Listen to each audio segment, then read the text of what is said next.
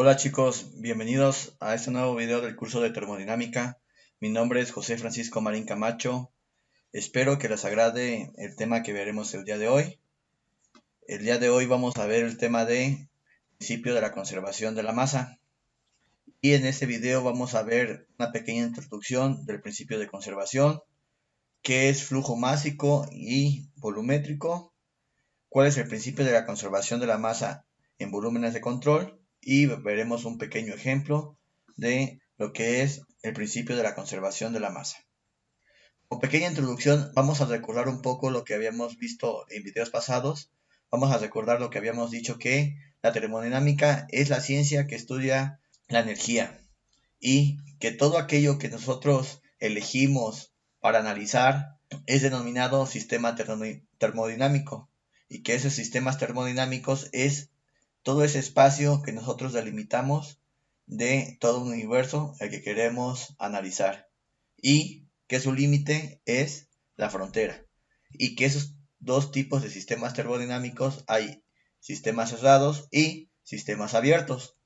Anteriormente ya habíamos visto cómo podemos ver un sistema cerrado en el video pasado, y ahora vamos a enfocarnos un poco más a sistemas abiertos.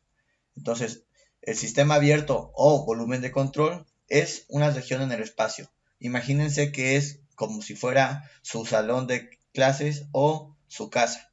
Es toda aquella región que está delimitada por ciertos límites, pero esos límites no impiden que la masa entre o salga de esa región o de ese espacio. Entonces la masa sí puede cruzar sus fronteras, y también la energía.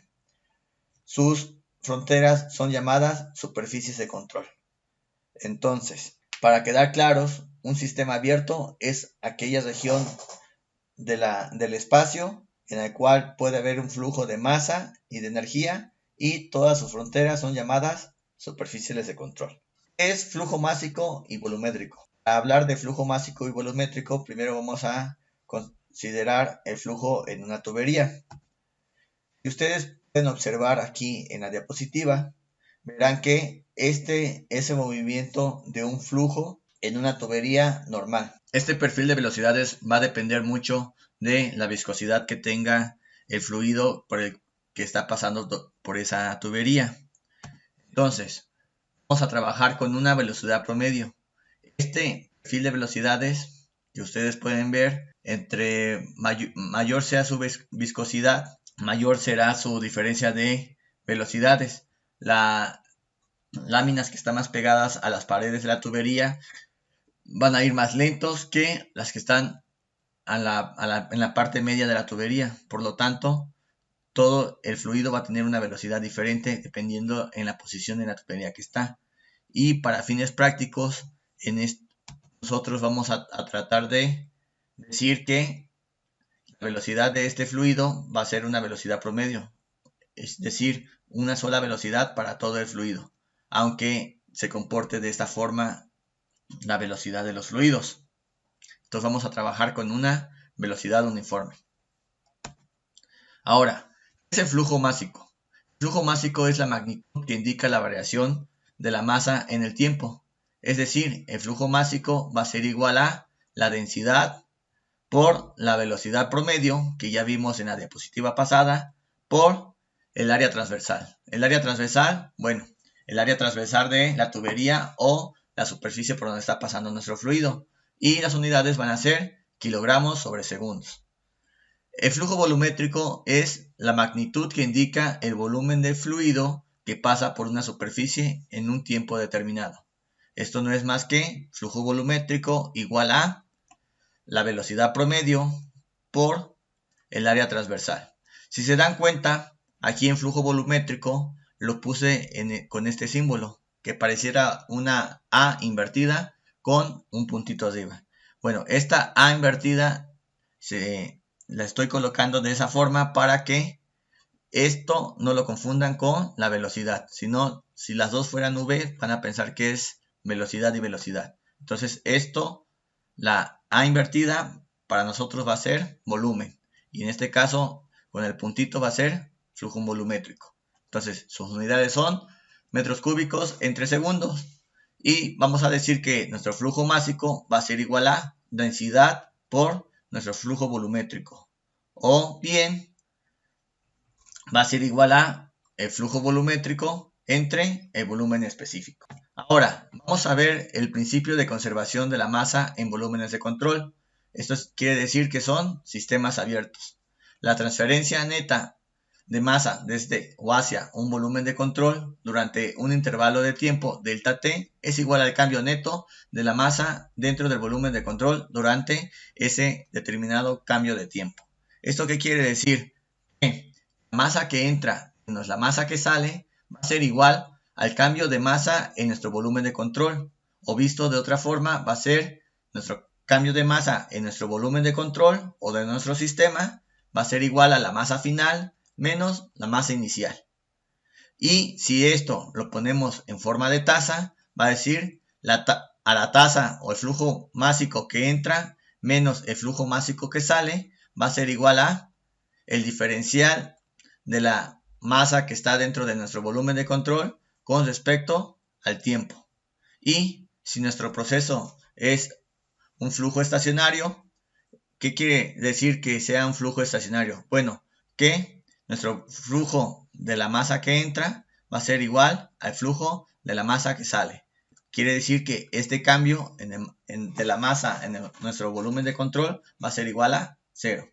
Y si el flujo es incompresible o estacionario, como lo vemos aquí en este ejemplo de un niño agarrando una manguera, toda esta masa que entra a la manguera es la misma masa que sale aquí. Si nuestro sistema fuera la manguera, no importa cuál sea el flujo que está entrando a nuestra manguera, va a ser el mismo flujo que va a salir. ¿Por qué? Porque nuestro flujo es incompresible. Lo que puede variar aquí es la presión. La presión a la que entra puede ser mayor o menor a la que sale. Y por ende va a cambiar la velocidad en la que entra y en la que sale. Pero el flujo másico va a ser siempre el mismo. Entonces, vamos a decir que la sumatoria del flujo volumétrico que entra va a ser igual a la sumatoria del flujo volumétrico que sale. Para que quede un poco más claro, vamos a ver un pequeño ejemplo. El ejemplo dice, un recipiente rígido de 2 metros cúbicos contiene aire a una densidad de 1.23 kilogramos sobre metro cúbico. Este se conecta a un tubo de suministro a alta presión por medio de una válvula. Se abre la válvula y se deja entrar aire hasta que la densidad en el tanque aumenta a 5.5 kilogramos sobre metro cúbico. Determinar la masa de aire que entró en el recipiente. Bueno, lo primero que vamos a hacer para resolver este ejemplo es poner nuestros datos. Nuestros datos podemos decir que la densidad inicial son 1.23 kilogramos sobre metro cúbico, que es lo que nos dice nuestro ejemplo. Nuestra densidad final nos dice que son 5.5 kilogramos sobre metro cúbico. Ahora, estamos diciendo que el volumen de nuestro sistema es constante. ¿Por qué? Porque es un recipiente rígido de 2 metros cúbicos. Ahora vamos a decir que nuestro volumen inicial va a ser igual a nuestro volumen final, ¿cierto? ¿Por qué? Porque este volumen de nuestro recipiente no va a cambiar. Va a ser el mismo volumen al inicio, esos 2 metros cúbicos, que al final. ¿Por qué? Porque es un recipiente rígido, el cual no se va a modificar. Ahora vamos a decir que nuestro volumen es igual a la masa entre la densidad, ¿cierto? Y si esto es verdad, vamos a decir que nuestro volumen es igual a la masa final entre nuestra densidad final. Y nuestra masa final entre nuestra densidad final, de aquí podemos despejar nuestra masa final, ¿cierto? Nuestra masa final va a ser igual a la densidad final por nuestro volumen. Esto es 5.5 kilogramos sobre metros cúbicos por nuestro volumen, que en este caso son 2 metros cúbicos, lo cual nuestra masa final nos va a dar que son 11 kilogramos. Hay que recordar que esta es la masa final. Entonces, para poder obtener lo que nos pide nuestro problema, que es la masa de aire que entró al recipiente para tener esta densidad final, lo que tenemos que hacer es usar el principio de la conservación de la masa, lo cual nos va a decir que la masa que entra menos la masa que sale va a ser nuestro cambio de masa en nuestro volumen de control. Masa que sale, nuestro sistema está diciendo que solamente estamos dejando entrar aire, pero nunca menciona que está saliendo. Quiere decir que toda la masa que sale va a ser 0. Y ahora vamos a decir que nuestra masa que entra va a ser igual a nuestro cambio de masa en nuestro volumen de control. ¿Esto qué es? La masa final menos la masa inicial. Y si a esto le ponemos que nuestra masa inicial va a ser la densidad inicial por nuestro volumen inicial, que es 1.23 por 2, nuestra masa inicial va a ser 2.46, ¿cierto? Entonces, vamos a decir que nuestra masa que entra va a ser nuestra masa final menos nuestra masa inicial. Y nuestra masa final ya la calculamos, que eran 11 kilogramos, menos nuestra masa inicial, que son 2.46 kilogramos.